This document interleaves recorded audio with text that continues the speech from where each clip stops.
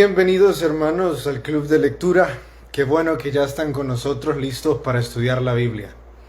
¿Qué les parece si oramos y así empezamos lo que vamos a responder hoy de la guía?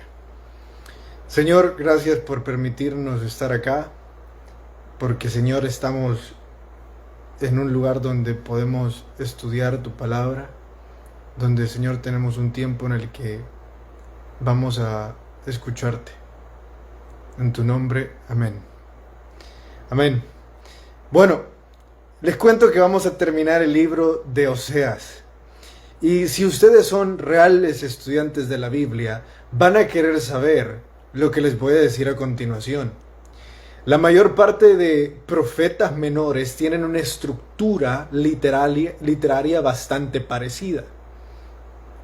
Es que la mayor parte de profetas menores tienen tres secciones en sus escritos.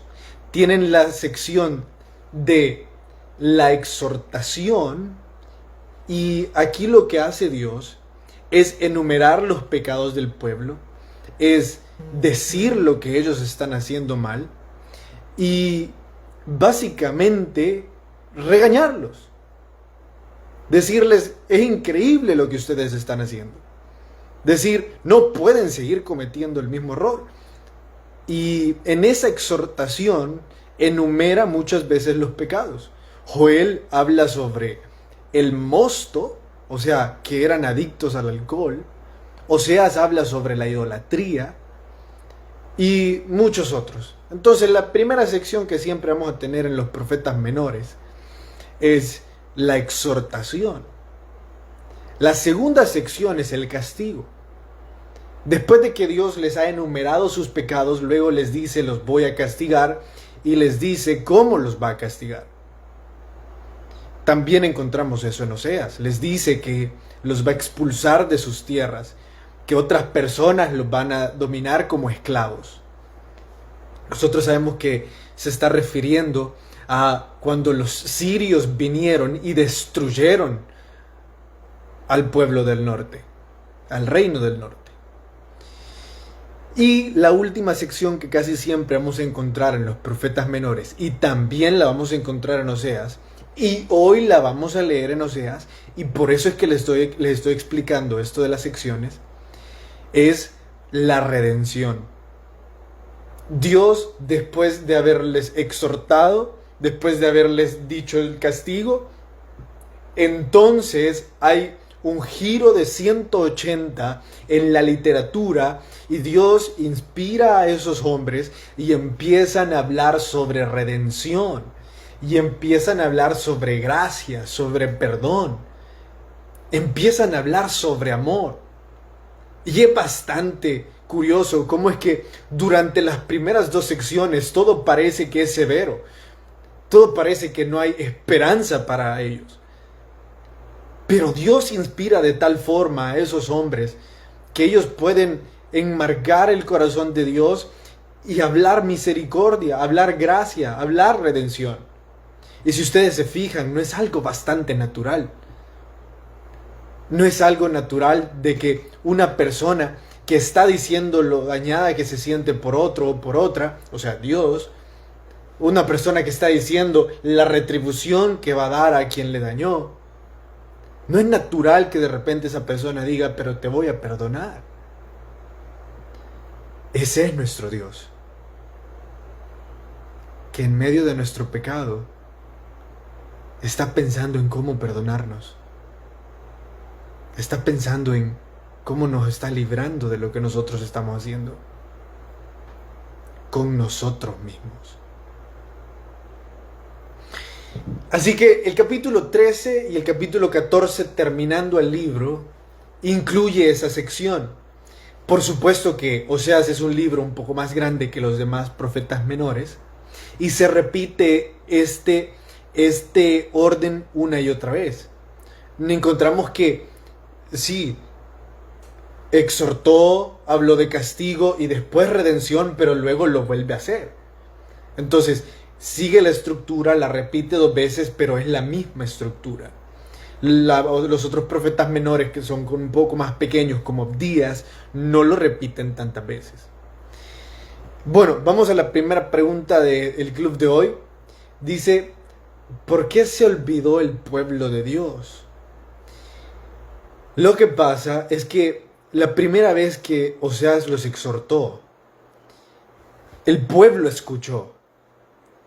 El pueblo se sintió un poco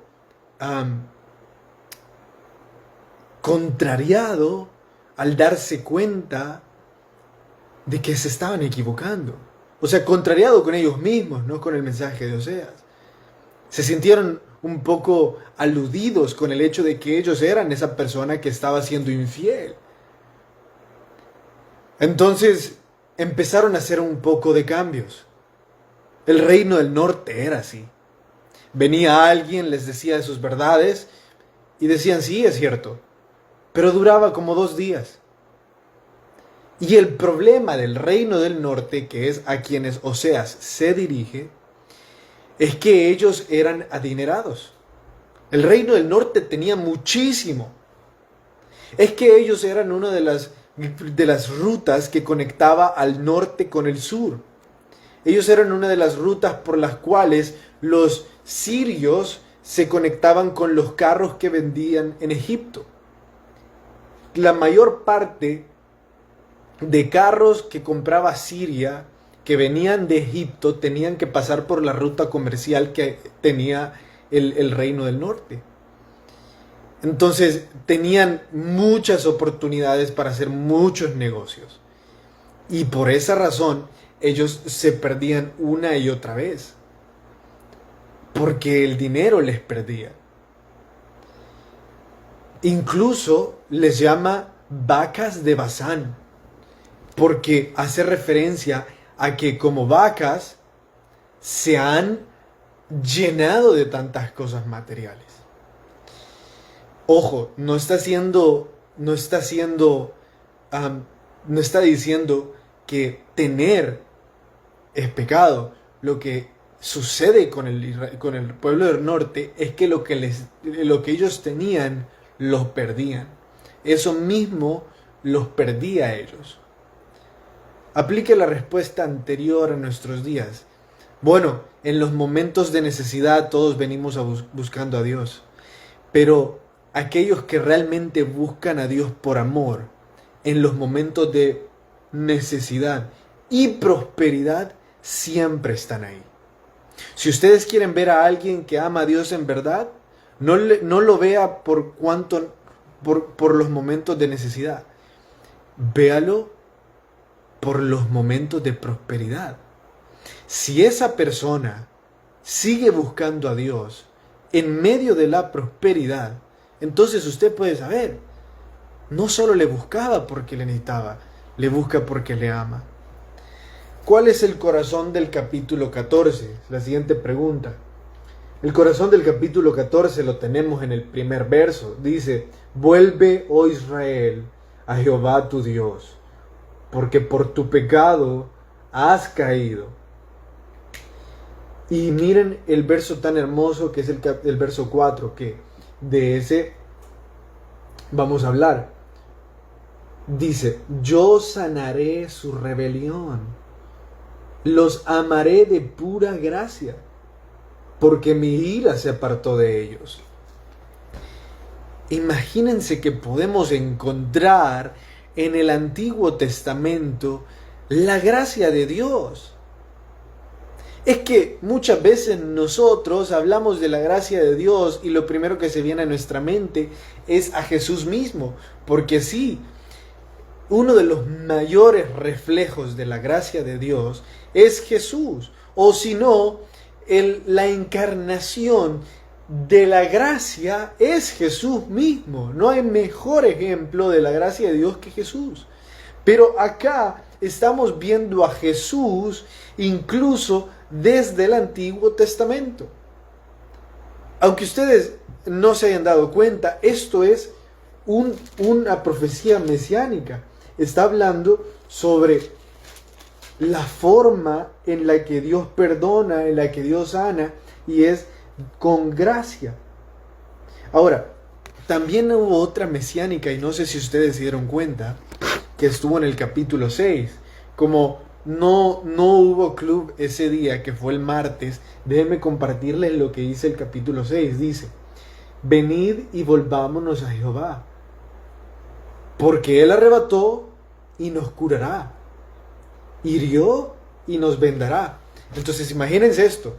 O sea, se está diciendo, regresémonos a Dios, porque es cierto que con su castigo nos lastimó, pero Él va a sanar lo que el castigo nos hizo. Algunos de ustedes habrán escuchado, déjenme explicarles esto. Algunos de ustedes habrán escuchado lo que un pastor de ovejas hace con la oveja rebelde, o la famosa oveja negra. Todos hemos escuchado a los predicadores que dicen que les rompen la patita. Pero yo estoy profundamente incómodo porque no cuentan el resto de la historia. Y es que no simplemente le rompen la patita porque están hartos de la oveja. Eso es totalmente ilógico. Y eso solo lo podría decir a alguien que nunca ha cuidado una oveja en su vida. No significa que los pastores se han cansado y por eso dicen le vamos a quebrar la patita o le voy a quebrar la patita porque ya me aburrí de que ande perdida. No es así. Al no poder caminar la ovejita por su patita quebrada, los pastores solo tienen una opción. Y esa es tomarla de sus patitas y ponerla en sus hombros y cargarla y llevarla a Él de un lado al otro. Es la única opción. No hay otra. ¿Por qué un pastor quisiera andar cargando una oveja para arriba y para abajo? Porque el pastor quiere pasar tiempo con la oveja. El pastor quiere que esa oveja le escuche. Que esa oveja escuche su voz, que pase tiempo con Él. Por eso lo hace.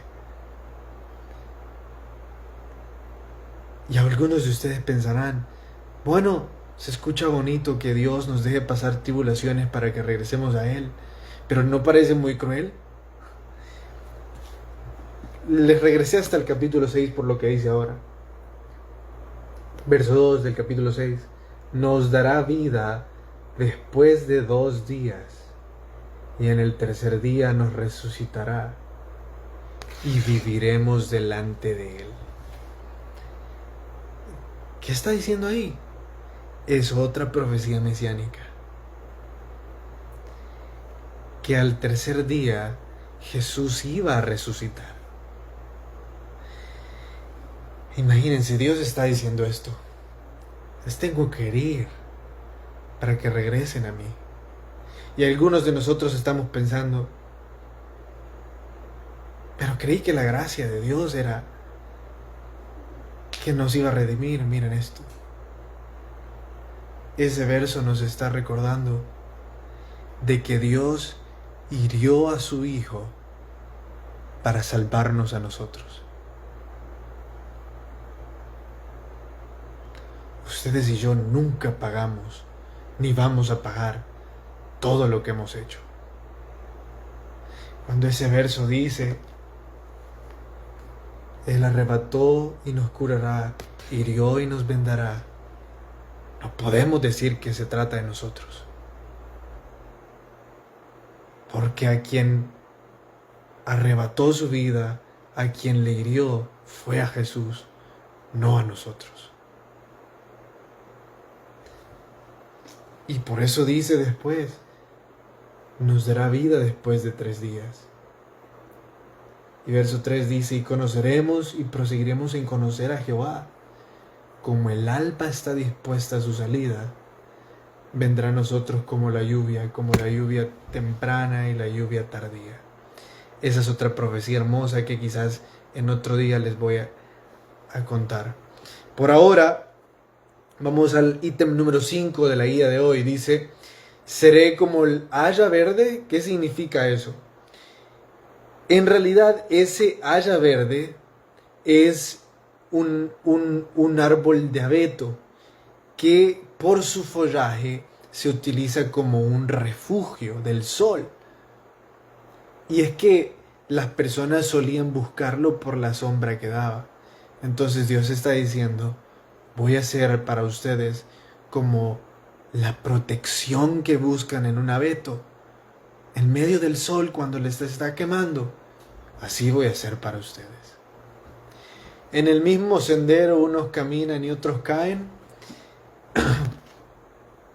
Vean en el último verso de Oseas. ¿Quién es sabio para que entienda esto y prudente para que lo sepa?